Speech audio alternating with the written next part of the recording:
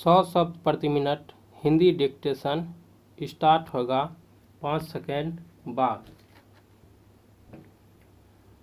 अपनी सत्ता स्थापित करने के बाद गयासुद्दीन तुगलक ने अमीरों तथा जनता को प्रोत्साहित किया। शुद्ध रूप से तुर्की मूल होने के कारण इस कार्य में उसे कोई विशेष कठिनाई नहीं हुई। गयासुद्दीन ने कृषि को प्रोत्साहन देने के लिए किसानों के हितों की ओर ध्यान दिया।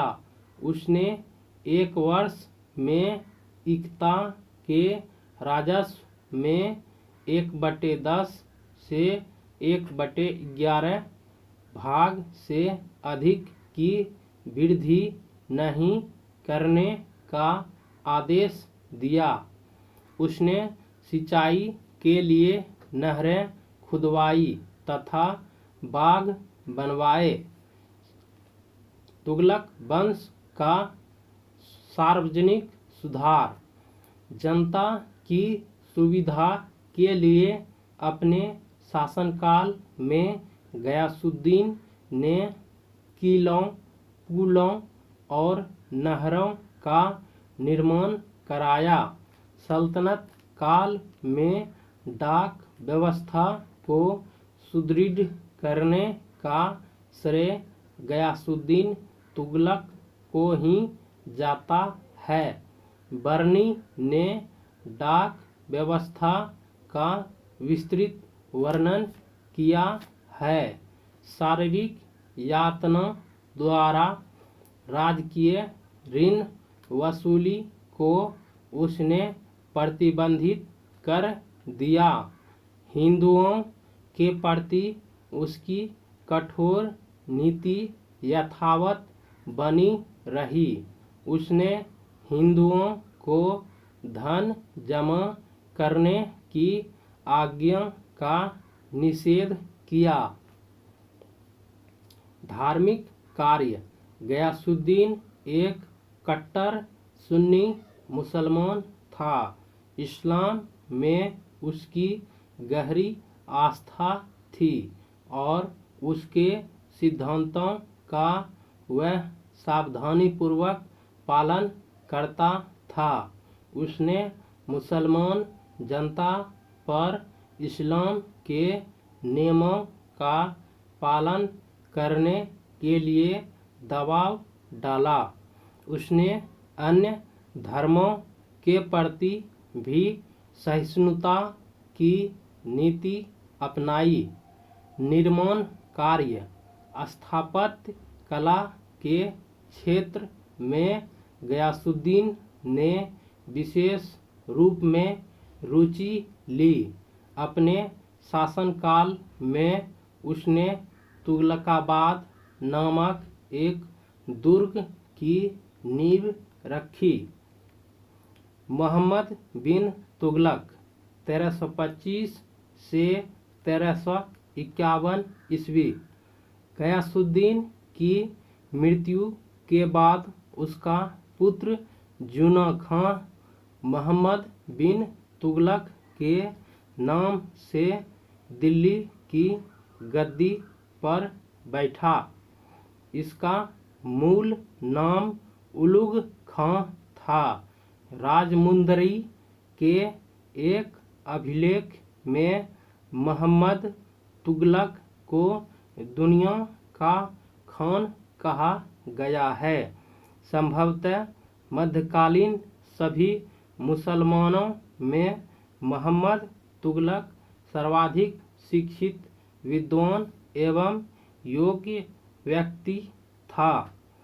अपनी सनक भरी योजनाओं, क्रूर कृत्यों एवं दूसरे के सुख दुख के प्रति उपेक्षा का भाव रखने के कारण इसे स्वप्नशील, पागल एवं रक्त पिपासु कहा गया है। बर्नी सरहिंदी, निजामुद्दीन, बदायूनी एवं फरिश्ता जैसे इतिहासकारों ने सुल्तान को अधर्मी घोषित किया है।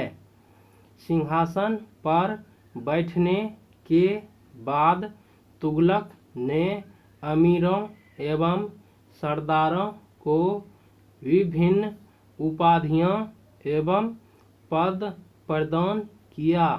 उसने तातार खां को बहराम खां की उपाधि, मलिक काबुल को इमाद उल मुल्क की उपाधि एवं वजीर ए मुमालिक का पद दिया था, पर कालांतर में उसे खाने जहां की उपाधि के साथ गुजरात का हाकिम बनाया गया।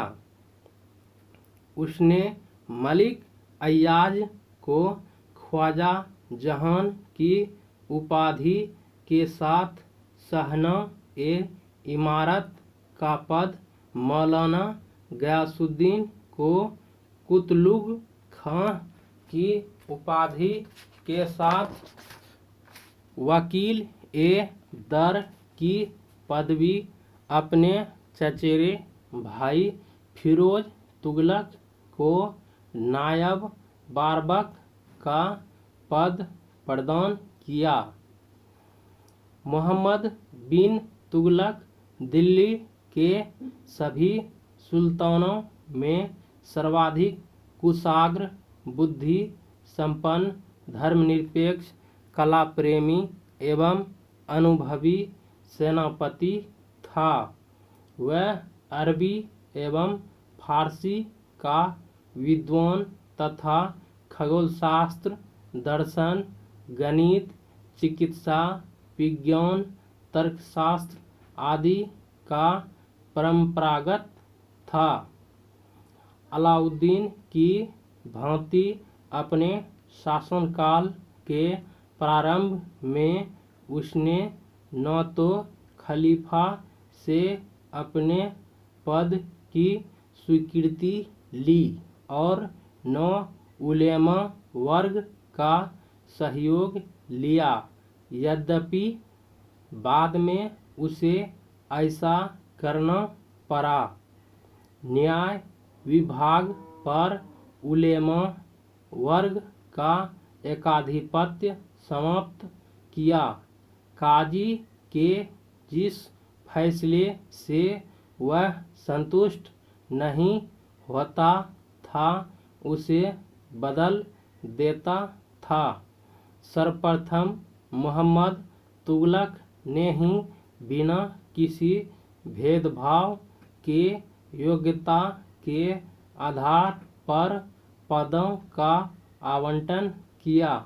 नस्ल और वर्ग विभेद को समाप्त करके योग्यता के आधार पर अधिकारियों को नियुक्त करने की नीति अपनाई। वस्तुतः यह उस शासक का दुर्भाग्य था कि उसकी योजनाएं सफलतापूर्वक क्रियान्वित नहीं हुई, जिसके कारण यह इतिहासकारों की आलोचना का पात्र बना। मोहम्मद तुगलक के सिंहासन पर बैठते समय दिल्ली सल्तनत कुल 23 प्रांतों में बटा था, जिनमें मुख्य थे दिल्ली, देवगिरी, लाहौर, मुल्तान, सरस्वती, गुजरात, अवध, कन्नौज, लखनौती, बिहार, मालवा, जाजनगर, द्वारसमुद्र आदि। कश्मीर एवं बलूचिस्तान दिल्ली सल्तनत में शामिल नहीं थे। दिल्ली सल्तनत की सर्वाधिक सीमा का विस्तार इसी के शासनकाल में हुआ था, परंतु इसकी क्रूर नीति के कारण राज्य में विद्रोह आरंभ हो गया, जिसके फलस्वरूप दक्षिण में नए स्वतंत्र राज्य की स्थापना हुई और ये क्षेत्र दिल्ली सल्तनत से अलग हो गए। बंगाल भी स्वतंत्र हो गया। राज्यारोहण के बाद मोहम्मद तुगलक ने कुछ नवीन योजनाओं का निर्माण कर उन्हें क्रियान्वित करने का प्रयत्न किया, जैसे दोआब क्षेत्र में कर वृद्धि, राजधानी परिवर्तन, सांकेतिक मुद्रा का प्रचलन, खुरासान एवं कराची का अभियान आदि।